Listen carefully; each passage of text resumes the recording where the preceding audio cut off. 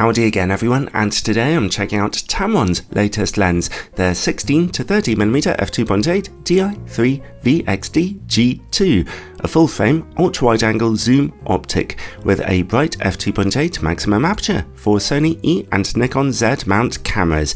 It's $929 or £849 here in the UK, so if it turns out to be any good, then that could be a nice enough deal.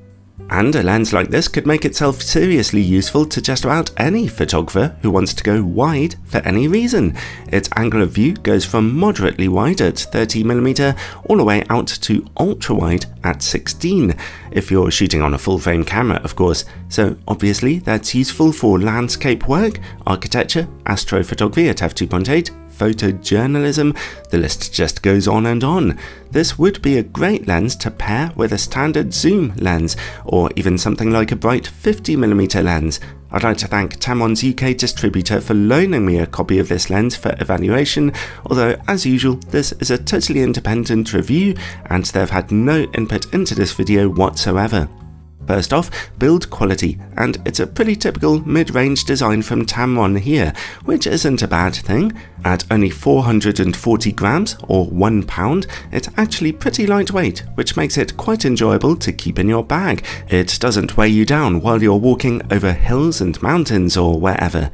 The lens is based on a metal mount with weather sealing, and the optics recess into the body a bit as you zoom in and out, meaning that dust ingress could be an issue for this lens over time. There's also a USB-C port on the side for potential firmware updates. The biggest control on its body is a rubberized zoom ring. It turns only fairly smoothly and lightly too, with only a touch of stickiness to it, which makes it quite pleasurable to fool around with. The lens's front glass element also recesses quite deeply when zooming in and out. You may want a protective UV filter on the front there if you're going anywhere particularly humid or dusty.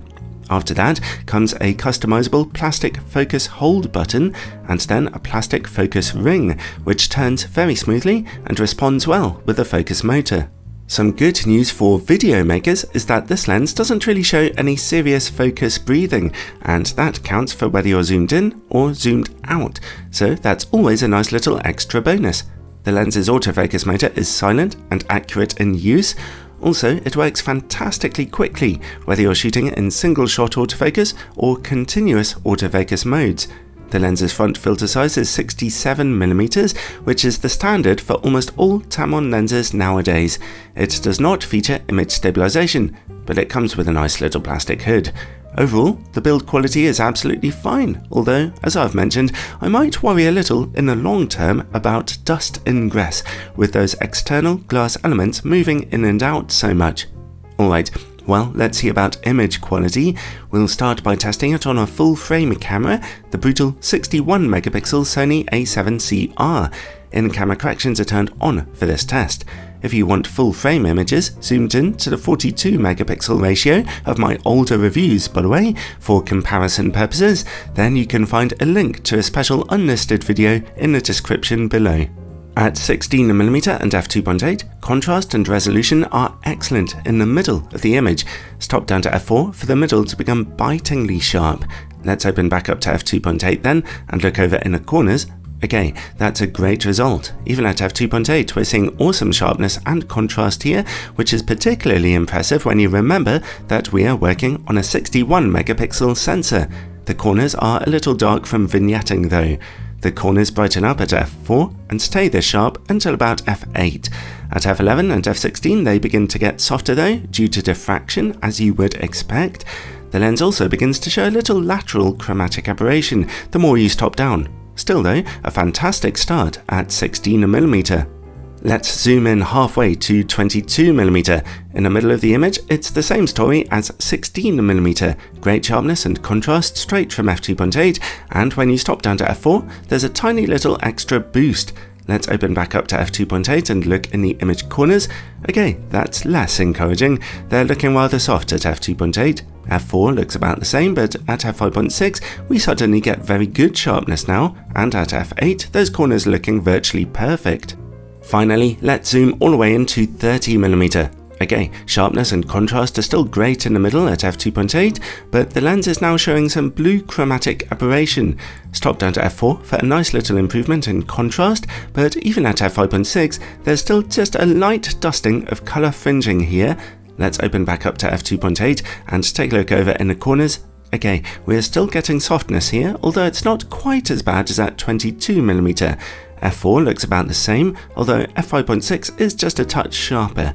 f8 looks very good though, and f11 looks quite sharp too, although as usual, stopping down to f16 introduces softness due to diffraction. Alright, overall the lens is fantastically sharp at its very widest angles, which is where sharpness is most important. As you begin to zoom in though, the corner image quality gets a bit weak at wider apertures, but you can still stop down for plenty of sharpness. Let's turn off in-camera corrections and see about vignetting and distortion on a full frame sensor. At 16mm we can see quite an obvious bulge of barrel distortion here and very dark corners at f2.8. Stopping down to f4 or f5.6 brightens those corners a bit, but they don't get any brighter than that. Zoom into 19mm in order to get the straightest looking distortion, although there's still a bit of waviness here. Zoom into 30mm and we're treated to rather strong pincushion distortion now, with, again, strong corner darkness. Stop down to f4 or f5.6 for brighter corners. So it's a weak performance for distortion and vignetting here. Keep those in-camera corrections turned on. A nice advantage of this lens is that it can focus very closely to your subject, down to 19cm at the wide end or 30cm when you're zoomed in.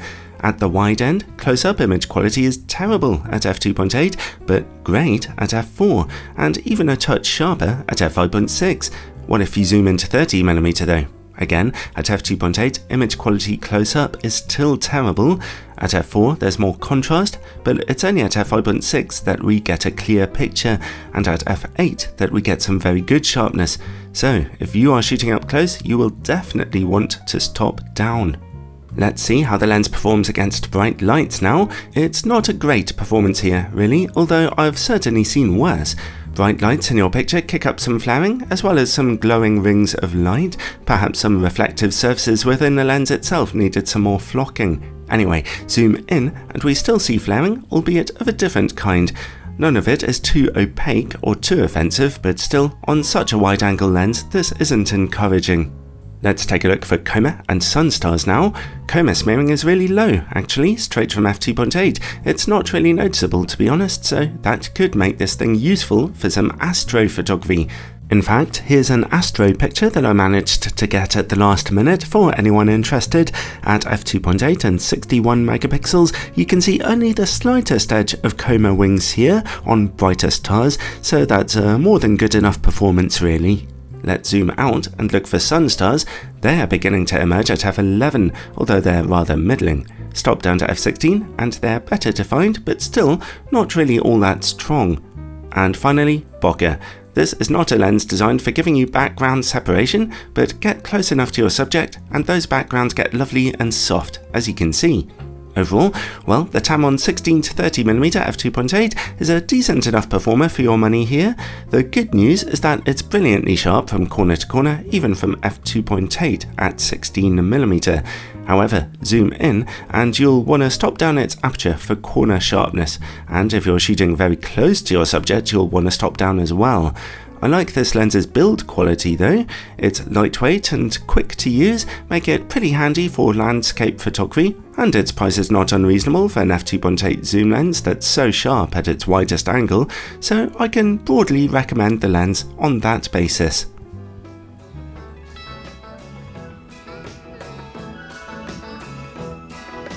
Alright, thanks for watching everyone, and as usual, a huge thanks to all my supporters over on Patreon who have made such a difference in keeping this channel going sponsorship free for so many years now.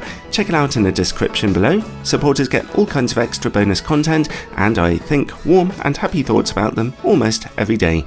God bless everyone.